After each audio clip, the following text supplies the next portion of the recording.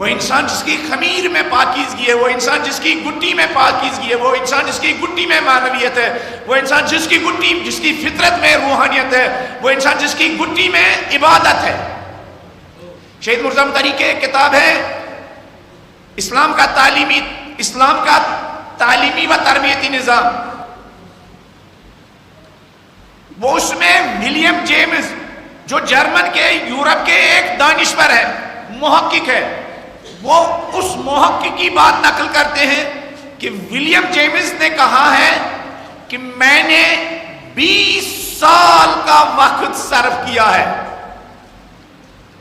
اس بات کے لیے میں دیکھوں یہ جو لوگ عبادت خانوں میں جاتے ہیں، یہ جو لوگ عبادت کے لیے جاتے ہیں طرح طرح، کوئی مندر میں جا رہا، کوئی مسجد میں جا رہا، کوئی چرچ میں جا رہا، کوئی قرآن پڑھ رہا، کوئی گیتا پڑھ رہا ہے، کوئی کچھ پڑھ رہا ہے، یہ جو مذہبی کشش انسان کے اندر ہے، یہ جو معنویت کی کشش انسان کے اندر ہے، یہ جو عبادت کی کشش انسان کے اندر ہے، یہ جو سپریچولیٹی کی کشش انسان کے اندر ہے، یہ کشش آیا ایک موسمی کشش ہے، آیا یہ ایک وقتی کشش ہے، آیا یہ انسان کی ایجاد کردہ کشش ہے، آیا یہ ماحول کی بنائی ہوئی کشش ہے یا نہیں، یہ انسان کی بہت ساری فطری کششوں کی طرح انسان کی گٹی میں ایک کشش ہے۔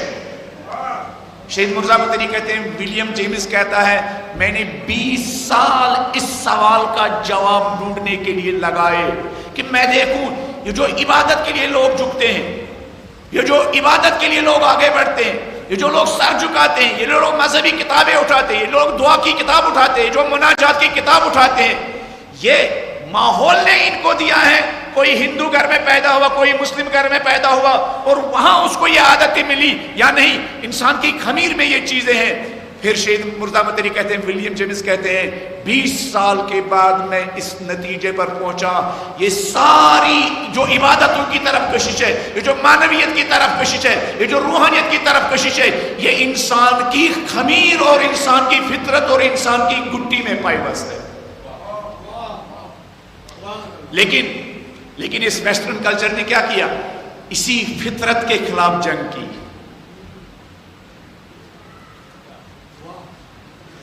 اسی فطرت کے خلاف جنگ کی، یہ جو اس انسان کی خمیر میں کشش تھی، اس کے خلاف اس ویسٹرن کلچر نے، مغربی کلچر نے، جس کی خدمت میں یہ پورا میڈیا اس فطری کشش کے خلاف جنگ کی۔ آج بچہ 2 دن کا بھی نہیں ہوتا ہے، میڈیا پر اس کو ڈانس کرنے کے آداب اور اطوار سکھائے جاتے ہیں نا۔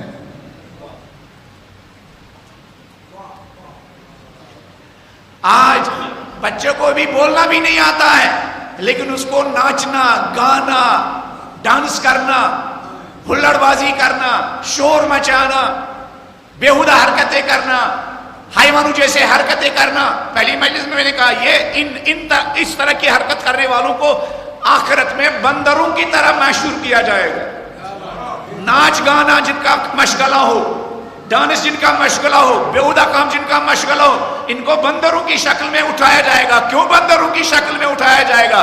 اس لیے کہ یہ ناچنا، اچھلنا، کودنا بندر کا کام ہے، بنی آدم کا کام نہیں ہے۔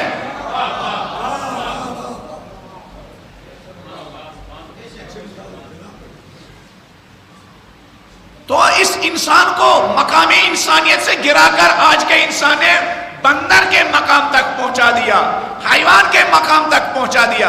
اگر آپ ہلکا سا انالیسس کریں گے نا، سمپل آپ جائیں گے نا گوگل پر سرچ کریں گے، آج کے نوجوانوں کا، پوری دنیا کی بات کر رہا ہوں، یورپ، امریکہ، ان کا ٹائم کہاں ضائع ہوتا ہے؟ وہ کیا کرتے ہیں؟ وہ کیا دیکھتے ہیں؟ وہ انٹرنیٹ پر کس چیز کی تلاش میں ہوتے ہیں؟ انڈیا میں نوجوانوں کا بڑا طبقہ کیا سرچ کرتا ہے، کیا ڈھونڈتا ہے؟ یہی حرکتیں ڈھونڈتا ہے۔ اور ایسے لوگوں کو کوئی پابندی نہیں ہے، ایسے لوگوں کو کوئی رکاوٹ نہیں ہے، ایسے لوگوں کو پھنڈ کی بھی کمی نہیں ہوتی ہے۔ یعنی پورا انسانی سرمایہ ان بےہودگی پھیلانے والوں کی کیا خدمت میں ہے۔ اب ایسے میں کربلا معنویت، روحانیت، سپرچولیٹی، عبادت، عشق، محبت خالق ہستی کے ساتھ، سرچشمہ ہستی کے ساتھ، منبع ہستی کے ساتھ کربلا میں ہر جگہ ہر مقام پر نظر آتا ہے۔